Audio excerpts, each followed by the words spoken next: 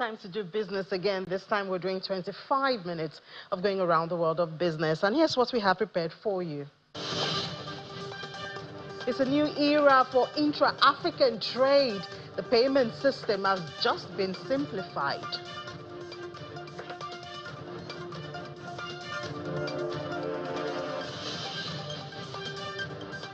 It's not very good news for Mozambique now. UK withdraws $1.1 billion support from its LNG project.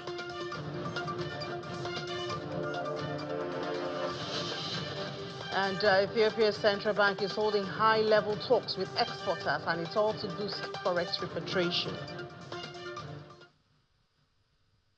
Welcome to the program. I'm Ini John Mekwa. We start as usual from the oil space, where prices held firm in early trading on Tuesday. Market participants are assessing risks stemming from Ukrainian drone strikes on Russian energy sites, and also mounting U.S.-Venezuela tensions and mixed expectation for United States fuel inventories. So on the negotiations front, Ukrainian President Volodymyr Zelensky says that priorities were to maintain sovereignty and ensure strong security guarantees, and that territorial disputes remain the most complicated. Meanwhile, U.S. President Donald Trump has held talks with top advisors to discuss the pressure campaign on Venezuela. This is according to a senior U.S. official, and Trump says that the airspace above and surrounding Venezuela should be considered closed in its entirety, but gave no further details on that. So as a result of all of this, we see a red color for Brent, 0.27% to $63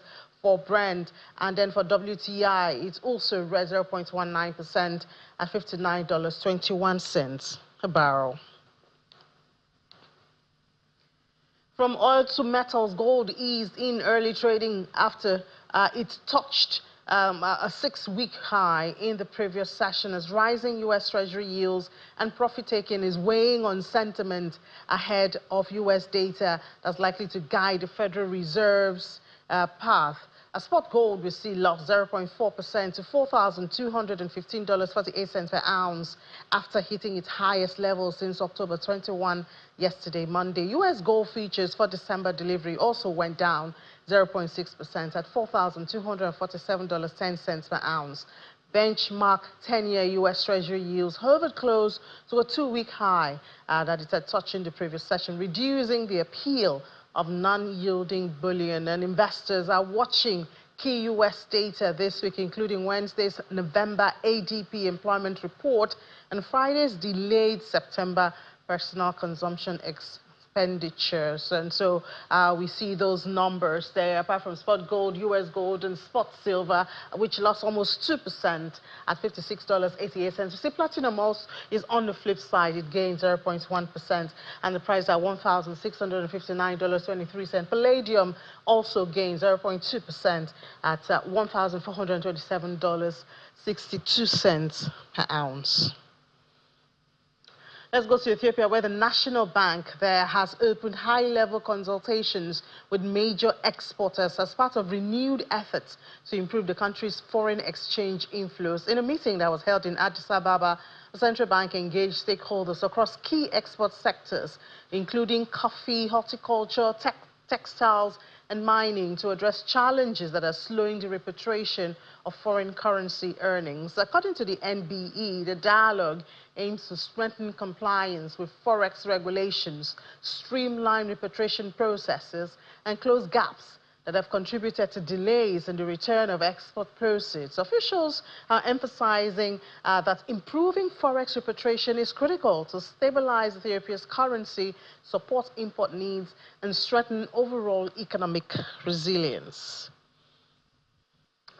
The government of the United Kingdom has officially withdrawn approximately $1.15 billion in export credit financing for the Mozambique LNG project, and led by Total Energies. And that has dealt a serious blow to what was once one of Africa's biggest private energy investments. The financing had previously been committed in 2020 via the UK Export Finance, that's the UKEF. But in a statement released, the UK's Business Secretary, Peter Kyle, says that after a comprehensive risk review, The government concluded that the risks around the project have increased since 2020 and that continued support would not be in the interest of UK taxpayers. The decision comes amid renewed concerns over instability and insecurity in the project's operating region. The LNG scheme, initially halted in 2021 following a major Islamic-linked insurgency in the province of Cabo Delgado, has faced prolonged delays and raised serious human rights and environmental questions. Over to East Africa, where Kenyans injected an additional 83.2 billion Kenyan shilling into the money market and other collective investment funds during the third quarter of this year. This is according to a report by the Capital Markets Authority. That surge pushed the total assets under management for collective investment schemes to 679.6 billion shillings as of September 30, 2025, and that shows a 14% increase from what it was, which was 596.3 billion Kenyan shillings at the end of the second quarter. The data shows that money market funds remain the most popular investment, marking up 400 billion Kenyan shillings. That's about 58.9% of all its CIS assets. Other segments, including special funds and fixed income funds, also saw growth as investors seek more diversified but low-risk options. Regulators approved 8 new CIS products during the same period, expanding the number of licensed schemes to 57, signaling growing demand for regulated investment vehicles among retail and institutional regulators.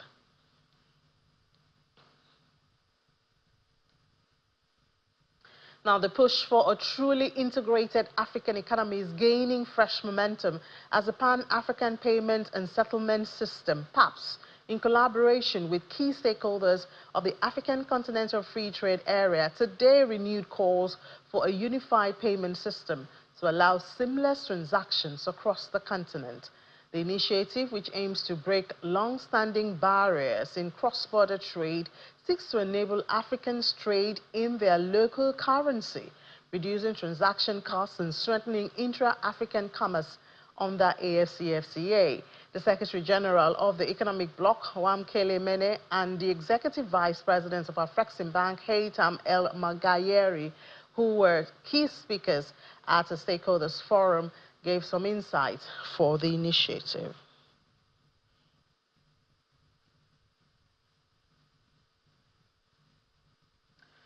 So now let's get to the commodities market. And today, commodity of interest is copper. Of course, one of those commodities that has for years now been greatly affected by the Ukraine and Russian war. The price of the commodity we've seen has risen sharply to as high as $11,210 for a ton this year, as there are signs of a truce or peace talks processing positively. Is there a chance that we could see a reversal in the trend of price in copper?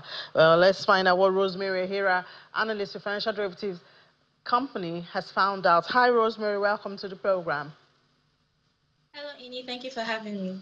Great. So we see a lot of activity going on between Russia and Ukraine, and of course the intervention of the United States. What's the latest, and how has this affected the price trend of copper? All right, so let me make a connection between the Russian and Ukraine war, the possible truce that might happen, and it's linked to copper prices. So when the war started, basically, it led to an increase in energy costs. So the price of oil went up, the price of LNG, that's natural gas, went through the roof, and that caused an increase in the cost of power, basically. And copper is a metal that requires a huge amount of power to be able to be mined and be refined as well. So that's spilled into the production cost, the mining and refining cost of copper, and that is that kind of reflected in the global price of the commodity. And talking about the US, so investors kind of factor in volatility in the market, they factor in uncertainty in the market, and that is creating what we call speculative-driven price hikes in the market. That is why we see copper prices constantly going up, because investors are busy speculating, and this is affecting the price of copper. And this is worsened by the fact that the US president is sort of imposing tariffs on the commodity. There was talks about 50% tariffs on this commodity as well. So exporters are kind of pushing in more and more copper into the US before the tariff actually takes effect. So it is draining the copper inventories of other countries, creating scarcity all around the world, because most of the coppers that are available are being moved into the US. So this is also feeding into the price of this commodity. And that is why we've seen the price of this commodity grow by over 13% between August and now. So we know that copper is an important component in the renewables, and the renewable energy is what we're all talking about now. And this movement in price and tariff and restriction, can we say that it's affecting the adoption of renewables in different countries? Yes, I'll say that it is affecting the adoption of renewables in different countries, because copper is a major input in the production of batteries for electric vehicles, in creating national grid for renewable energy and the likes, basically. So let's take Nigeria for example. So we do export copper, but not in the refined level. It's more of raw copper. So when we export raw copper, we tend to import refined copper. So we're factoring importation cost, we're factoring the value addition that has been added by other countries when it comes into Nigeria. Then when it's now processed into, let's say, wires for our grid, for instance. So it feeds into the final cost for consumers. So that's why we see, for instance, solar panels. Now, not every household or every small business can afford to install solar panels because the prices are so high. Well, we do hope that there's a truce between Ukraine and Russia very soon, so that things will begin to reduce. Well, thank you so much, Rosemary Ohira, for your time on the program. Thank you so much for having me. So let's head to the markets now and see what's happening in the Nigerian market. Earlier today during business morning, I did tell you it was red at early trade. Unfortunately, that keeps on even at intraday, 0.03%. And then we see, even though a stock like UBA was up 81 basis points, livestock also, Omatech, Intergems, and CIN, but banking seem to be losing the winning streak that it gained yesterday. No, yesterday it closed on the positive, but as at about intraday, it lost about 8 basis points. Insurance lost more than that, 53 basis points. Other sectors are currently trading flat. But let's get a feel of perhaps what might be driving this with Dr. Peter Abe. He's an equity trader, Stanbic IBTC Stockbrokers. Dr. Abe, good afternoon and welcome to the program. Good afternoon, and thanks for having me. Yeah, so we see a lot of profit taking. Are people taking profit for Christmas or what? No, I don't think so. I think we've had this kind of bearish sentiments for a while, which, to me, it has improved after so many information around the CGT. So that has improved. I think it's just the year end, likely slowdown in activities, and also just a few investors taking position ahead of the new year. But it won't be, I mean, investors are not aggressive yet because it's holiday season. Yeah, I was thinking that after that clarification with the capital gains tax, that we'll see everybody running back into the market, but we didn't see that. But how long can we expect this to last? Maybe looking at precedents. Okay, so I mean, if CGT is one, the clarification explanations are also, I mean, it's another thing. I mean, which I feel it's also positive, just trying to bring everybody up to speed. But don't also let us forget that we saw some rally after the release of the 9 months numbers, and good interest. So it's just a mix also will come in at some point, profit taking, and now activities will start slowing down because of the holiday season. So we have just a mix of that. And I mean, we also have the global issues all around here. We are not totally immune to that. We saw most of these global markets on red last week. So, I mean, if you just put all these factors together, we may not be totally doing too badly in the stock exchange at the moment. Has the T+2 affected sentiment in any way? Maybe it's too early to say that, but I think it will be positive for the local institutions and individuals, especially those that have some trading line. You know, sometimes when 1 day savings, I mean, if they place their money in the markets, it could mean a lot. So, but we've not started seeing it, but I think we going to start seeing that going forward, maybe from 2026 as activities start to improve after the holidays. All right, Dr. Peter Abbey, equity trader, Stanbic IBTC stockbrokers, thank you so much for your time. Thank you. So let's look at other markets now. In South Africa, the sentiment is also negative at intraday. There you have 0.4%. Is at 111,498.50. In Egypt, it's positive, however, at 0.57, and Kenya is close positive. Yesterday, Monday, 0.22%. And it will be interesting watching Kenya here. Perhaps before the end of the year, we can have a 200. That'll be an interesting one for us. We move to the Middle East, and we see mixed sentiment at intraday. For Dubai, it's positive 0.37%. Abu Dhabi is also positive. Saudi Arabia and Qatar, however, negative 0.10%, and Qatar 0.12%. In the United States, relatively flat. I guess investors are watching out for those numbers. It's a data-filled week, so investors are really busy looking at it, and not so much of a movement. The Dow Jones 0.9% in the red, S&P 0.5 in the red, Nasdaq 0.3 in the red. And November was a downbeat month for tech stocks, and saw both the S&P 500 and the 30 stock Dow eke out some small gains, but investors are watching for catalysts that could lead to a year-end rally. We go over to Asia now, and we see the Nikkei of China is almost flat, but it's still green, 0.01%. The Kospi is very green, 1.90. Hang also, we see other parts of the market in Asia at this time. Can we have the other market? Thank you. Shanghai is red, as well as in India, it's also red at this time. But let's see what the numbers look like in Europe with Chip. Hi, Chip. Good afternoon. What are investors doing? Which side are they?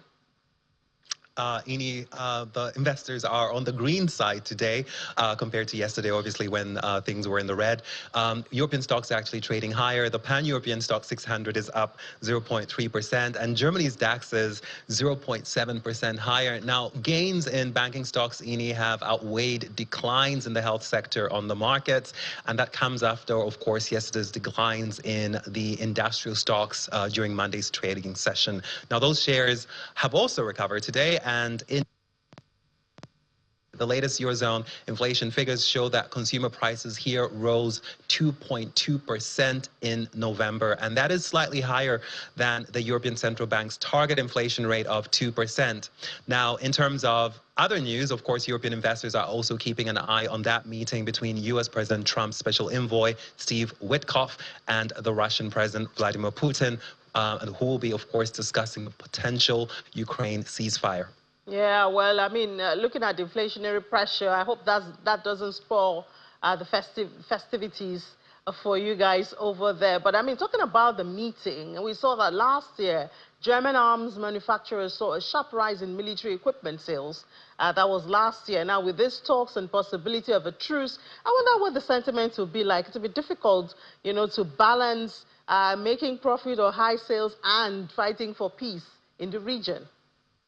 Yeah, Ini, obviously traders are watching what that meeting will bring because, of course, it has implications for defense stocks, but it also has implications for a lot of what affects the economy here in Europe and also across the world. But in terms of arms manufacturers, actually, they never had earned as much as they did last year. And that's according to the latest figures from a report by the Stockholm International Peace Research Institute. Now, its data shows that the 100 biggest arms manufacturers generated $679 billion in revenue last year, Ini, and that represents an increase of nearly 6% from a year earlier when that is adjusted for inflation. Now, geopolitical tensions, of course, and in particular, the war in Ukraine have been pushing demand for arms higher.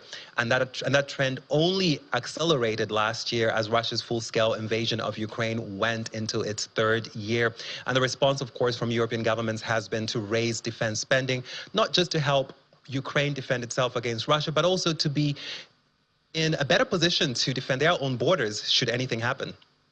So, I mean, apart from Germany, what about the broader market, broader arms market? What's the trend?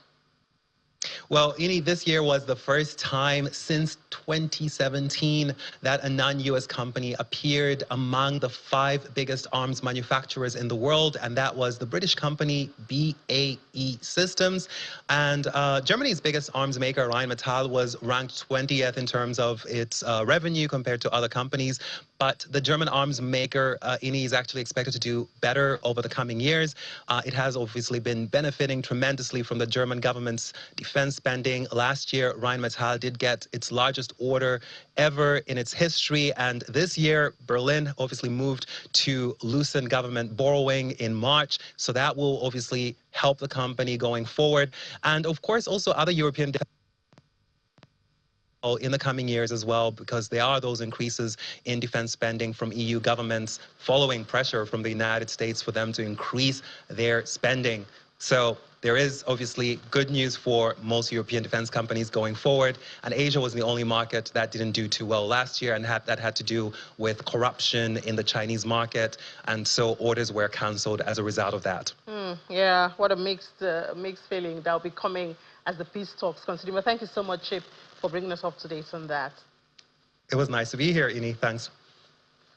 Let's head to the crypto space now and see what's happening with the colors and the top news stories from there. We see that in Japan's top financial sector regulator, that's the Financial Services Agency, they're planning new rules, and these new rules are supposed to require digital asset exchanges in the country to maintain liability reserves to protect customers against losses, and this results from hacks and security breaches, which we've heard even before now. And another story is a long inactive Bitcoin miner wallet has transferred its entire 50 BTC balance this week, bringing to an end more than 15 years of silence on the blockchain. And the unexpected move unfolded amid heightened market uncertainty and renewed pressure on the world's largest cryptocurrencies. There you have it. A dormant Bitcoin miner transferring all of it that it has. And then in Swiss and German authorities, they've shut down Crypto Mixer, which is a cryptocurrency mixing service that they say was used to conceal illicit Bitcoin flows tied to ransomware groups and darknet market. The coordinated operation is 28 November, with Europol providing forensic support and partner coordination. So a lot of cleansing going on in the crypto space, all to get confidence. And there we have Bitcoin at 87,346. So even though it's a 2% increase in the last 24 hours, I mean, this is not a good Christmas, or it's not looking like a good period for Bitcoin. It might be a good one for some investors who intend to take advantage of this number and just jump in. But that's it for Bitcoin and cryptocurrency, and that's it for Business Incorporated today. Thank you so much for being a part of this 25 minutes, about 25 minutes that we've done.